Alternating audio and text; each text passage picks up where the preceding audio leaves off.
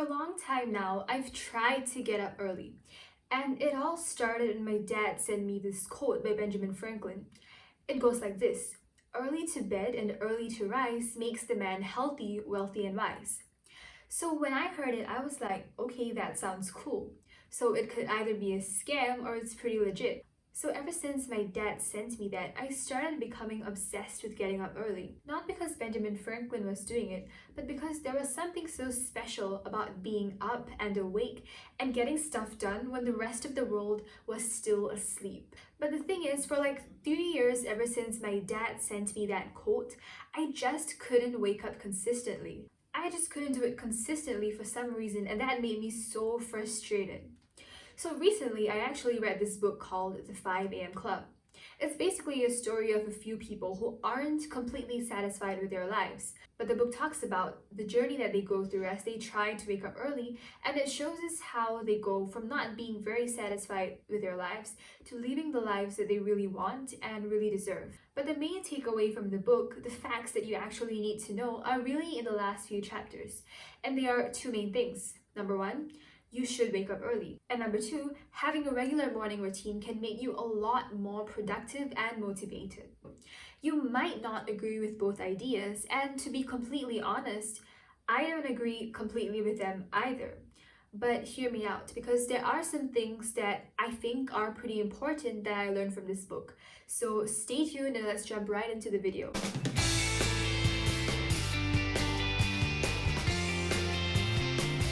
So like I said, I'm going to be talking about these two main ideas from the book. So just to recap, the two main ideas are: number one, you should wake up early. And number two, having a regular morning routine can really make you a lot more productive and motivated.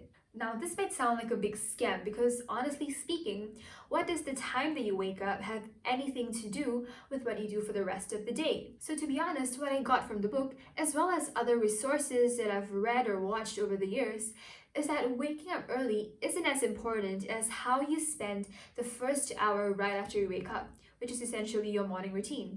Which means that if you are a night owl that goes to sleep at 2 a.m. and wakes up at 10 a.m., I guess that's totally fine because you do you. What's really important is having that time before you get started with the day to really refresh and prepare yourself for the rest of the day. First, let's talk about waking up early. Like I mentioned earlier, not everyone has to wake up early. But what I do know is that you should try to be up at least 1 hour before you leave the house for whatever you need to do. For example, if you're a student who has to go to school or you're an office worker who has to be at the office at a certain time, then you should definitely wake up at least an hour before you leave the house. Well, for me, I have to leave my house at 6:20 a.m. in the morning. The thing is, I used to wake up at like 6:10, so I brush my teeth really fast. I take the shortest shower in the history of showers, like lightning flash speed shower. And then I wear my clothes, I put on my shoes, have a cup of milk. I do that in the 10-minute period between 6:10 and 6:20. And at 6:23 sharp, I'd be out of my house. And I'd be running to catch the bus, which comes exactly at 6:26. Now, because I used to have such a tight, crazy schedule, I'd literally have to run from my house to the bus stop in like 3 minutes. And it's not just that I miss the bus or I just reach the bus when it's already there.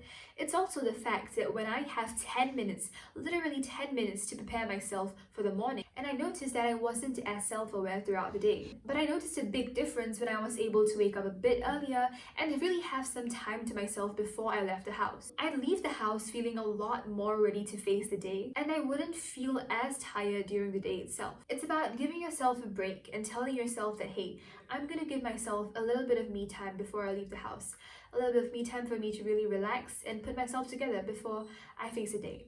Because, in today's world, every day is pretty hectic, and if you're just gonna dive right in without having a bit of preparation, things can get pretty scary. Just a disclaimer, if you are a night person, that's totally fine.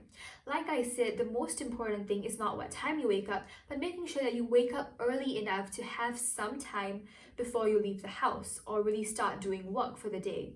Now, I'll talk about what you can do during that 1 hour later on, but before that, let's talk about how you can actually get up consistently at the same time every single day. The first The foremost and the most important thing about sleep is going to bed on time. The only reason that you can't wake up in the morning is because your sleep wasn't right.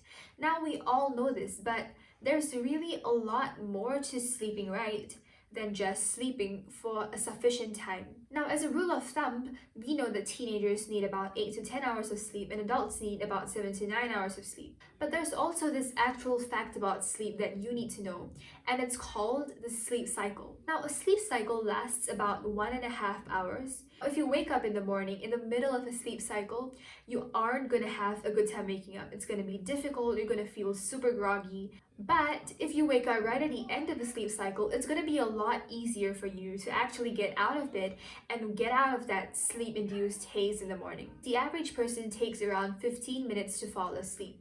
So give yourself enough time to fall asleep as well. Now, I find that going to bed at the same exact time every day really works when you have a night routine.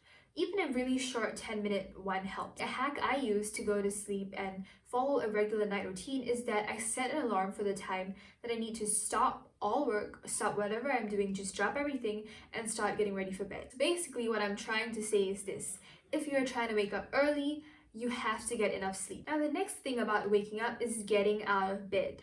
So the book describes this as the ritual, which is the action of getting out of bed at the exact time every day, immediately once the alarm rings, without having to hit the snooze button over and over and over again. The 5 a.m. club tells us that you should jump right out of bed. While this works for a lot of people, there is a problem with this. Sometimes it's just so easy to fall right back to sleep, even if you get out of bed and I don't know. For me, sometimes what happens is I put my alarm literally at the end of the room. I get up, I walk to it, I turn it off, I go back to sleep, and I wake up 2 hours later. That's what I used to do, and that's why jumping out of bed didn't work for me. This is really because your mind may know that, hey, I should be waking up now, but your body doesn't recognize that it's time to wake up. This happens because of two reasons. The first reason is that your body hasn't gotten enough sleep, in which case your body is right and you should listen to it, and you should go back to step one and make sure that your sleep is all good, your sleep is okay. Now, your body might also not recognize that it's time to wake up because you haven't told your body that it is time to wake up. And a lot of times this can be solved by following a really short series of steps that are guaranteed to help you wake up in that moment where you really just want to go back to sleep. For me, what I do is firstly, I turn on my lights. Now, this is because at 5 a.m. my room is pitch black, it's dark. So I turn off my light, and this tells my body that, hey, it's time to wake up now. The next thing I do is drink a glass of water. Then after that, what I like to do is, because I sleep right next to the window, so I open my window and I take a deep breath outside. And it kind of makes me feel like Snow White or some Disney princess sometimes, but I like it because it helps me get in tune with nature in the morning, and it wakes me right up. That nice, cold, fresh air that just hits me, super refreshing, and it also does help you get out of that sleep-induced haze, and it can really help you start your morning feeling refreshed and ready to face the next part of your morning. Now that we've talked about how you can start to wake up early, let's discuss what you're going to do in that first hour right after you wake up. So this is what can really make you or break you in that instant when your alarm goes off and you're lying on the bed with your eyes closed and your mind is like, what on earth is happening now? So in that instant, if you can think of what you're going to do for the next hour, it can really give you that extra push you need right off the cliff of sleep and into the realm of wakefulness. If you have a reason to wake up, a good reason every single day, and this is going to ensure that waking up early isn't a chore. It's going to be a privilege, it's going to be a joy, because as soon as you wake up, you're going to spend your time doing what you really want to do. So the book calls this hour the victory hour, and to be honest, I think that's a pretty apt description, because this victory hour can really determine how the rest of your day is going to be. The routine that the book suggests incorporates the different needs of yourself. There's the physical aspect, then you have to take care of your soul and your spirit, and also attend to your heart, your emotions and your feelings. And the book incorporates all this into the morning routine through this 20-20-20 method that I find pretty cool. So during the first 20 minutes, you can do a workout, and the next 20 minutes is doing something spiritual. So this can be praying, spending time with your God, or even meditating if you don't have a religion. And the last 20 minutes is really time for you to develop your mind and get ready your mind for the rest of the day. So it can be self-development, things like reading a book, listening to podcasts, or watching a video that you like. So what I do in the morning is when I wake up, after I brush my teeth and washed up a little, I pray for a while, I do my quiet time, and I spend my time with God, which really helps me connect, and then I do my workout. Because I think for me, what I want to do is I really want to seek God first in whatever in the day. So that's how I start my day off. And then I spend the next 20 minutes doing a really simple workout just for a little while. So it's really more of a 30 to 40 minute routine, maybe a 20-20 routine instead of a 20-20-20 routine. But I feel that it works very well for me, so that's what I do. Now, the last thing I want to talk about is that it's so important to be consistent with this. It's all about regularity, and a large part of this is very physical. And this is really because of the circadian rhythm in your body. And this is basically your internal clock that tells you when you're sleepy and when you're feeling awake.